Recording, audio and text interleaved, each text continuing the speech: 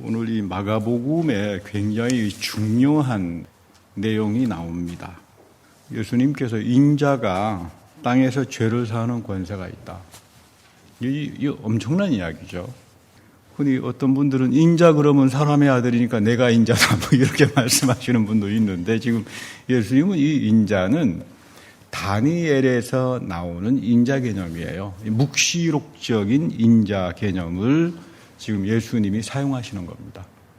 그러니까 여러분, 다니엘 7장에는 인자는 세계를 완성시킨 하나님 앞에서 메시아로서의 인자 개념이지, 흔히 에스겔서에 보면 뭐 인자야 사람의 아들아 나오니까 여러분 그렇게 혼동해서는 안 됩니다.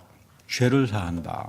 그랬더니 있었던 사람들이 다 멘붕 상태가 돼버려요. 왜 그러냐 하면, 예수님 당시에 뭐 오늘도 그렇습니다만은 죄는 하나님만이 사할 수 있으신 분인데 죄 사함의 권세는 하나님밖에 없다. 근데 예수가 지금 내 인자가 죄를 사했다. 그래서 중풍병자에게 일어나서 걸어가라. 이 말을 지금 하는데, 이게 왜 중요하고 어려우냐 하면, 이스라엘 백성들은 그 당시에 그런 일은 메시아가 마지막 때 와야 그런 일이 일어날 수 있다. 아픈 사람이 일어날 수도 있고 죽은 사람이 살아나기도 하고, 이건 마지막 때 유대인들이 생각하고 있었던 마지막 때는 시간이 흘러가서 맨 마지막 종말에 가서 그런 일이 벌어지는 거지, 예수라고 하는 인자 이 사람 안에서 현실화가 된다라고 하는 거는 상상을 못하는 거예요. 이거 오늘 똑같습니다. 왜 많은 사람들이 교회를 다니다가 시한부 종말로 빠져버리고 이상한 데 세속화가 되고 하는 이유는 뭐냐면, 성경이 우리에게 가르치는 시간 개념, 이 영원성이 우리 안에 들어와 있다. 하나님의 기름 부음의 시간들, 믿음은 그 안에서 살아가는 거잖아요.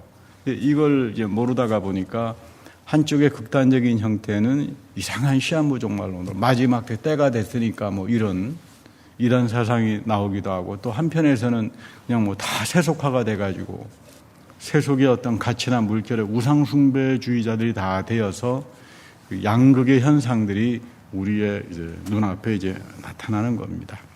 중요한 거는 성경에서 말하는 시간은 과거도 없고 현재도 없고 미래도 없어요.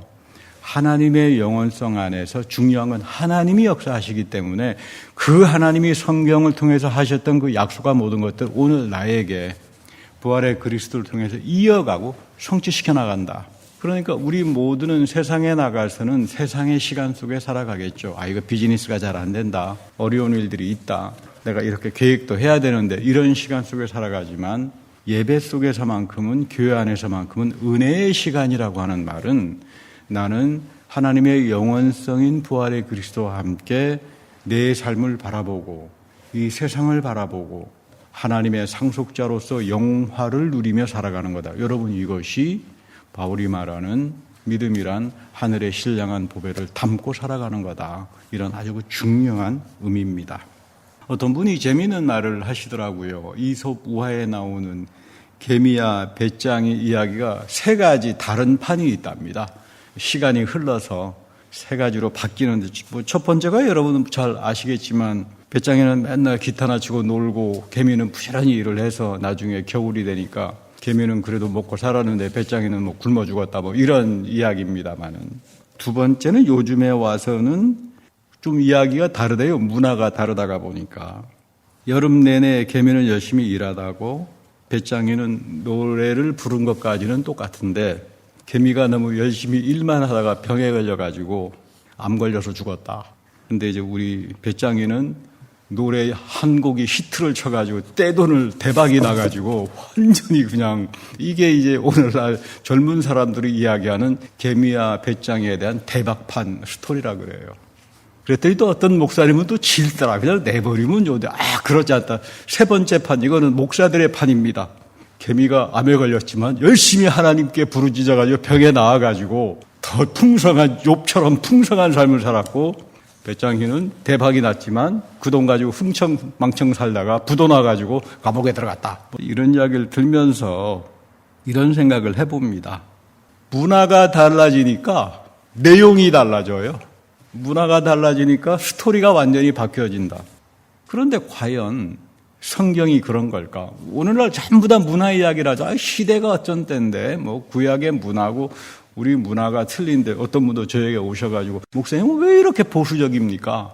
그럴 것 같지 않은데, 맨날 하나님 말씀 소중하다고 그러고, 그것도 맨날 구약 이야기나 하고, 구약 뭐하러 그런 옛날 다 끝나버린 이야기를 자꾸 하느냐. 근데 사실은 여러분 그렇지 않습니다. 구약은 영원한 말씀이에요. 하나님이 계시기 때문에. 우리가 흔히 가장 오해하기 쉬운 게 구약은 율법, 신약은 복음이니까 더 이상 율법은 필요 없다. 귀에 걸면 귀걸이, 코에 걸면 코걸이, 배짱이야 개미 이야기하고 똑같은 겁니다. 여러분 그러지 말아야 돼요. 성경 속에서 가장 중요한 건 영원히 살아계신 그 하나님이 이 말씀 속에서 우리에게 그 축복을 이어가고 성취시켜 나간다.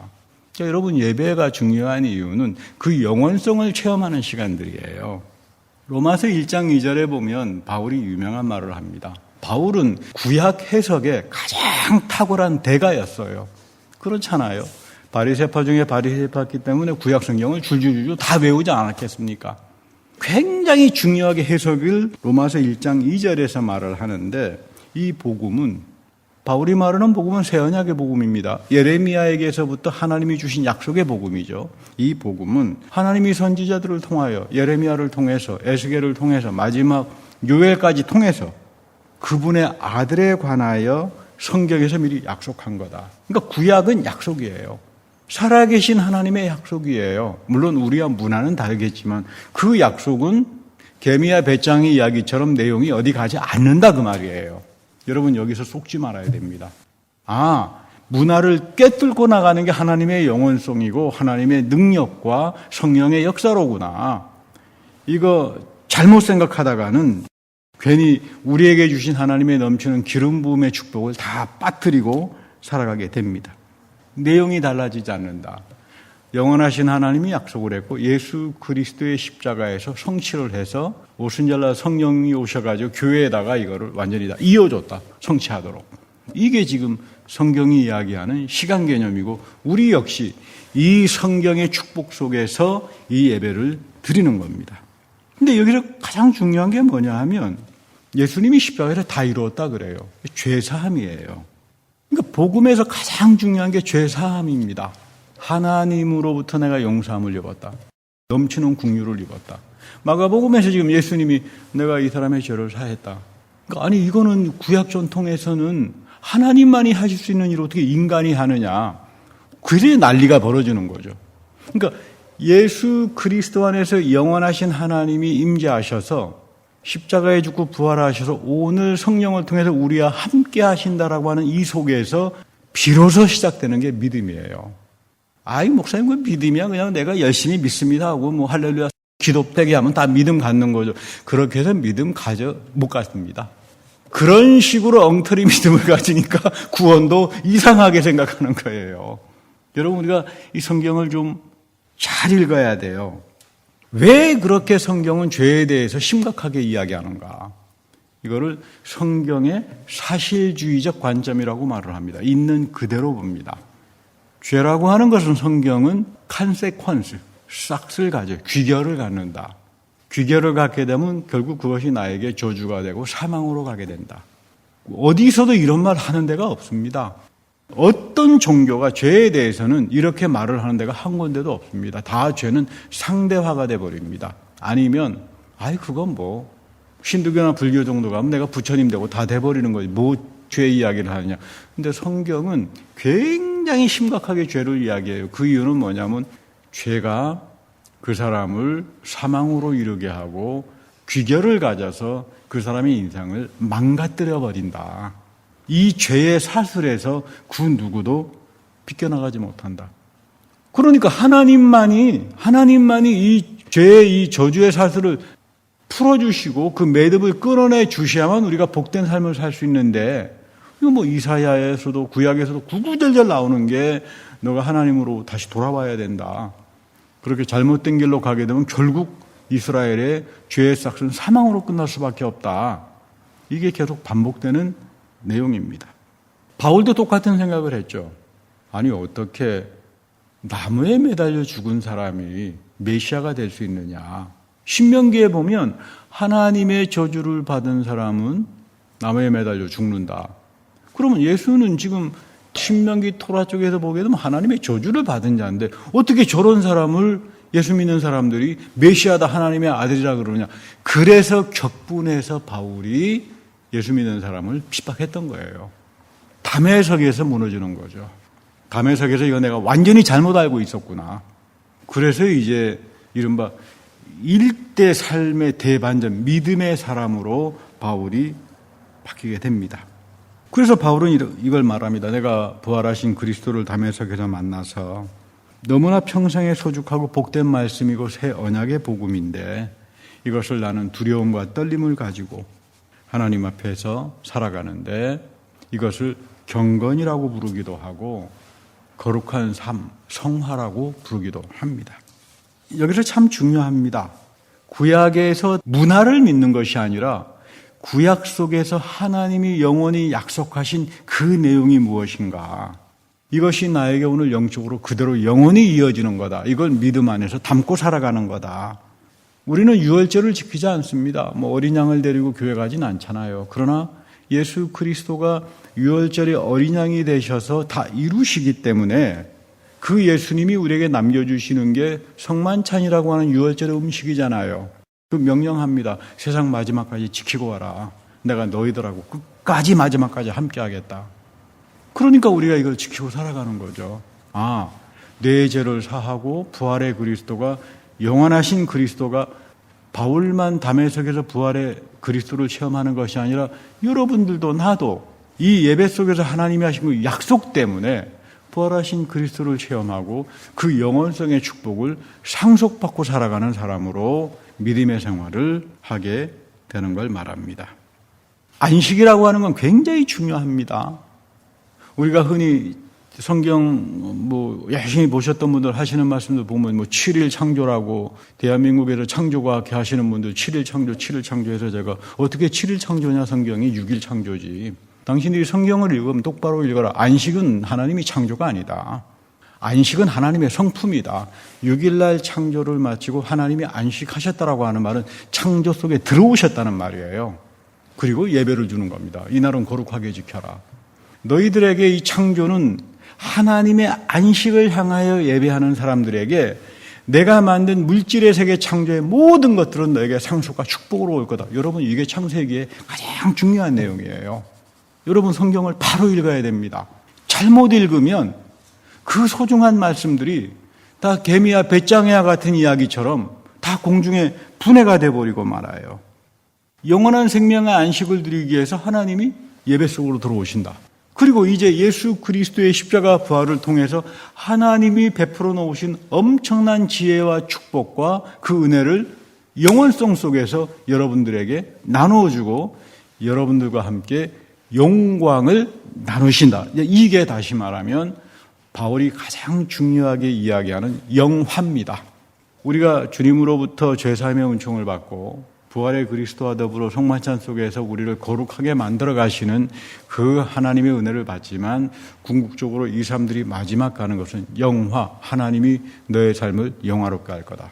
하나님의 은혜의 광채가 그 영광의 광채가 너희들의 삶을 향해서 나타날 거다. 굉장히 중요한 이야기입니다. 그래서 바울은 이것을 굉장히 신비한 말로 표현해요. 이제 내가 사는 것이 아니라 그리스도가 산다. 이거 무슨 말인가? 다른 말로 표현하면 하나님이 예레미야에게 약속하신 새 언약의 축복이 그리스도의 십자가 부활의 능력을 통해서 그 영원성이 내 삶을 다스리기 시작하면 나는 하나님 앞에서 엄청난 능력을 가지고 살아가게 된다. 사실 여러분 우리가 하나님을 만나기 전까지는 신앙에 대해서 관심도 없고 하나님 말씀대로 살기를 원하지도 않습니다. 이전에 나는 하나님 말씀에 대해서 무지했고 관심도 없었고 하나님과 영적으로 무슨 각성된 삶을 살지도 못했습니다. 그런데 살아계신 하나님의 말씀이 나에게 찾아오기 시작할 때 나는 비로소 하나님의 말씀의 가치가 이런 거로구나. 하나님께서 이런 걸 사랑하는구나. 그거를 지키고 살고 싶어요. 그러면서 나는 점차적으로 하나님이 남겨놓은 축복의 유산을 상속하는 사람으로 살아가는 겁니다. 그래서 이 하나님 약속의 유산, 이것을 가리켜서 바울은 영화가 있다, 너희들에게 영화가 있다. 좀 어려운 표현으로 하면 신학에서는 구원의 세 가지의 넘치는 축복이 있는데, 하나는 칭의, 하나님이 너를 의롭게 여겨주셨어, 칭의. 두 번째 성화, 하나님이 너를 거룩하게 만들어가서 다윗처럼 하나님이 우리를 볼 때 하나님 마음에 합한 자로 하나님이 만들어간다, 너가 만들어가는 것이 아니라. 세 번째, 이런 사람들 통해서 하나님은 하나님의 영광의 광채를 나누어 주신다. 엄청난 이야기죠.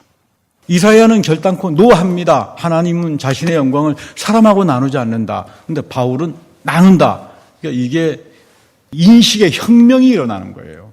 그만큼 믿음의 삶이라고 하는 게 하나님 앞에 나와서 예배한다는 삶이 굉장히 소중한, 하나님의 넘치는 축복을 담고 가져가는 상속의 영화의 삶이 여러분들에게 그리고 나에게 주어졌다라고 하는 이야기예요.